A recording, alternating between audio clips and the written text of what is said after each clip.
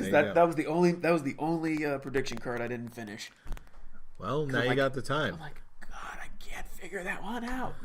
That and the title match were the hardest matches for me. But we'll get to the title match. Yes, we'll get to that soon. In the meantime, next match in the card, we've got Carmella versus Charlotte Flair for a SmackDown Women's title.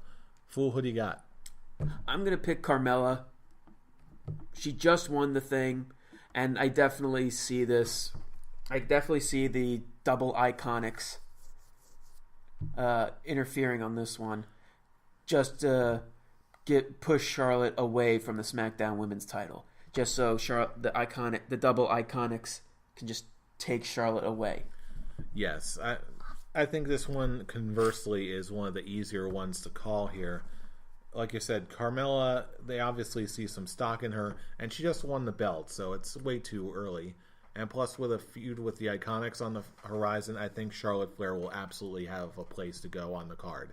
Charlotte doesn't need the title. She does not at this point, certainly not. She's now reached that point where she can just drop the belt and just be away from the title picture for a good while. Mm-hmm. It really hurts to say this now, but Carmella definitely has gotten better. I now have seen progression. Now the annoyance is just because she's an annoying character, not because she's bad.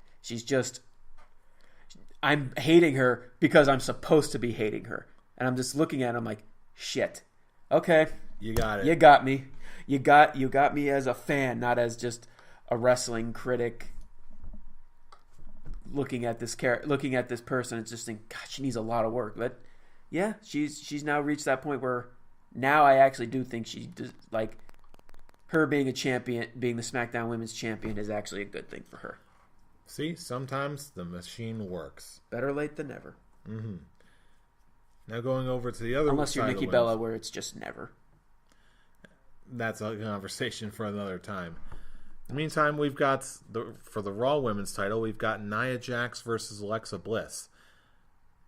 In a similar vein, I think I'm going to go with Nia Jax on this one because, like we were talking about, she just won the thing not too long ago.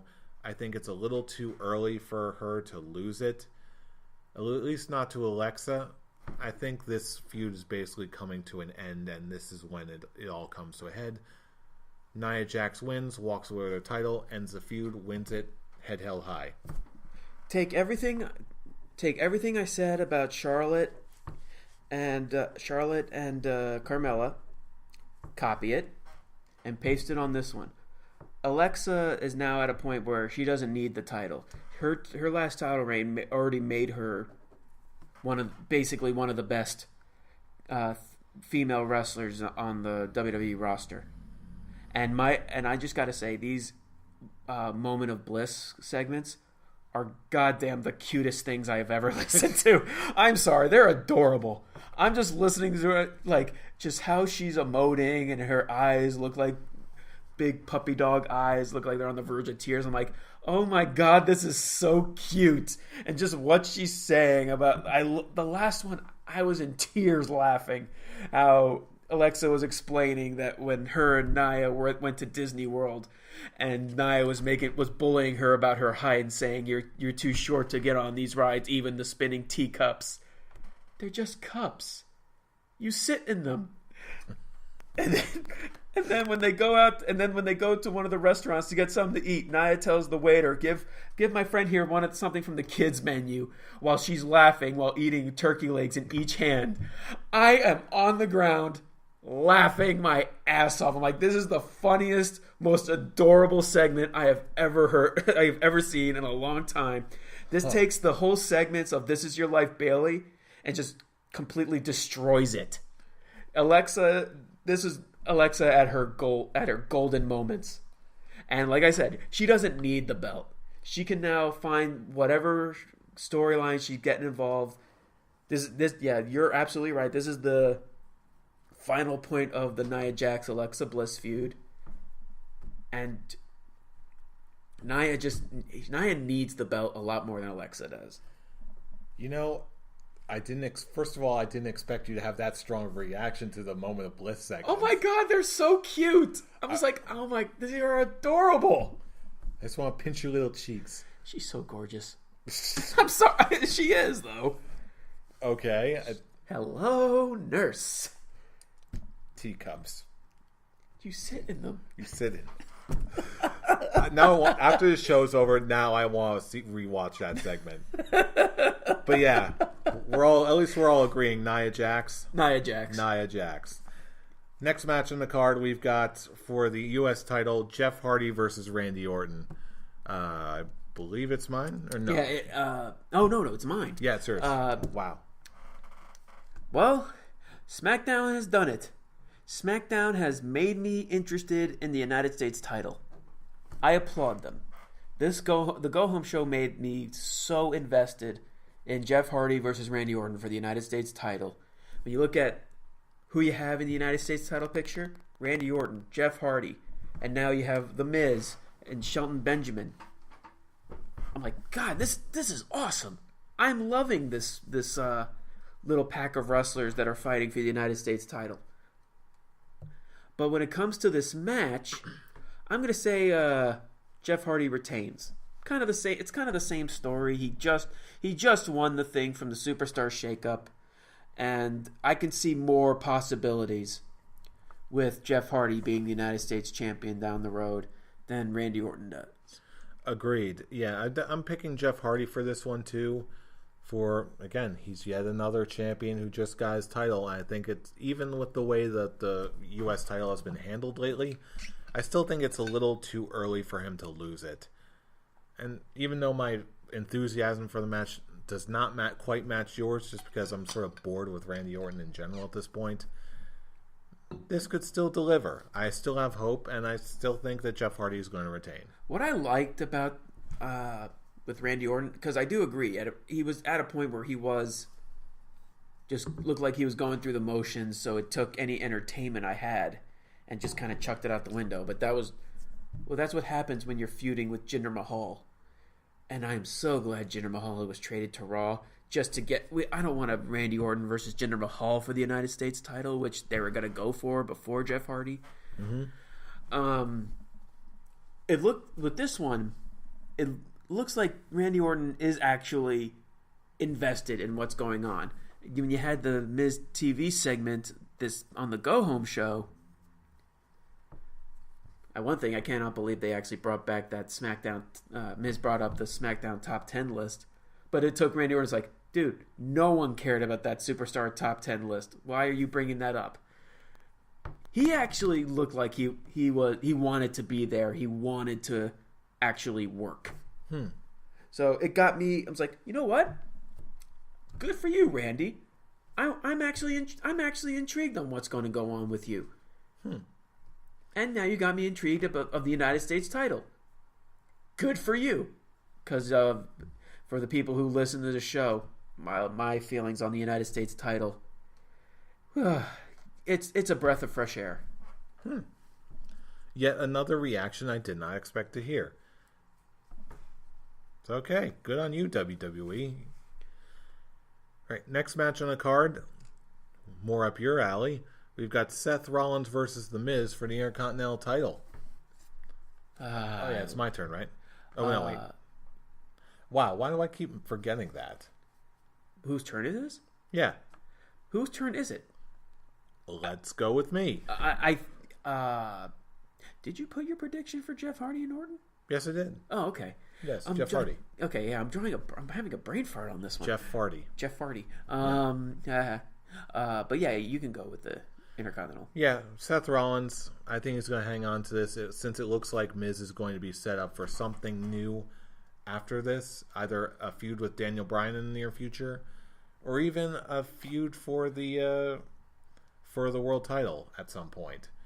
There's so much more for the Miz to do that, again, not only has Seth Rollins just sort of recently won it, I can see a myriad of other things you can have for the Miz to do. I'm going to go with Seth Rollins as well, mainly just because I don't see them bringing the Intercontinental Championship to SmackDown. And there's just so many more possibilities. I mean, we could continue on with the Seth Rollins Finn Balor feud for the Intercontinental title. Hopefully, in the near future, there will be a Dolph Ziggler / Drew McIntyre versus Seth Rollins for the Intercontinental title. I would basically be on cloud 9 when it comes to the Intercontinental title if that happens.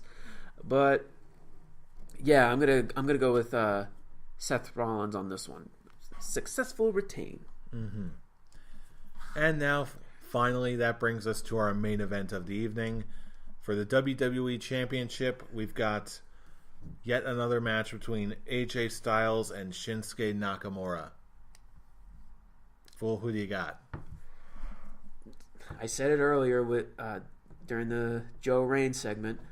This was another hard one for me. Just really looking at how this storyline's been going and where it's going to go with Samoa Joe. Go, Joe! And just how the storyline has kind of like progressed and where it ended up on the Go Home show. And it really, really hurts to say it because I love both guys. I want Shinsuke to win, but I don't think he's going to. I'm thinking AJ is going to retain.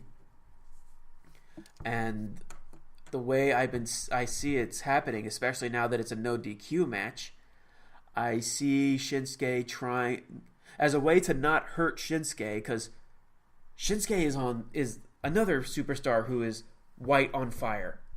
Since his heel turn, he's one of the if not the best thing going on SmackDown. So the only way I can really see this ending by not really hurting him is him trying to low blow AJ Styles again, but this time you see the pain in Shinsuke's arm because AJ has a cup protecting his manhoods, he's protecting his family jewels, and to a point where he's wearing it. Nakamura low blows him. What kind of cup do you have? A metal cup. And then that was so bad. I'm sorry. I'm really sorry about that, people. I really am. That was so corny. Even to a point where I thought it was bad. But yeah, he low blows AJ Styles. It doesn't work. And then AJ Styles himself will end it with a low blow himself and then hit a Styles Clash or a Phenomenal Forearm to end the match. I'm going to go Shinsuke Nakamura because I speak English. I can't argue. Okay, for realsies this time, I'm still going with Nakamura because, I don't know, before I can see why they didn't put the strap on him. Now I feel like he's finally starting to hit his groove. And I admit, out of any pick of the evening, this is more me following my heart. Mm-hmm. Again, if this is a tough one to call, if it gets that tough, I'm gonna have to follow my heart, just to keep things interesting, just to end it with a good, strong ending. And plus, you're also gonna be in New Jersey. You're also gonna be in Smarkville, USA. If you can have Shinsuke win and you can get a huge reaction, if he does. If this was any other town, maybe somewhere in New York, maybe that would click. But considering that you're in New Jersey, I think if you had even a heel Shinsuke win, you would still get a very, very good reaction to close your show, and you would send everyone home happy. I can't argue that because I want Shinsuke to win.